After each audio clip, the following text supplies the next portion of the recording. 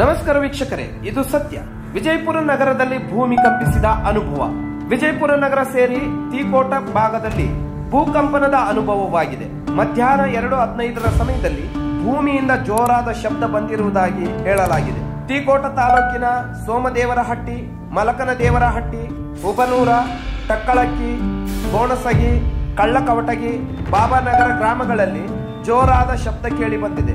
ಜೋರಾಗಿ ಬಂದ ಶಬ್ದಕ್ಕೆ ಮನೆಯಿಂದ ಜನರು ಓಡಿ ಬಂದಿದ್ದಾರೆ. ಮನೆಯಲ್ಲಿ ಇದ್ದ ವಸ್ತುಗಳು ಅಲುಗಾಡಿದ ಅನುಭವ ಉಂಟಾಗಿದೆ.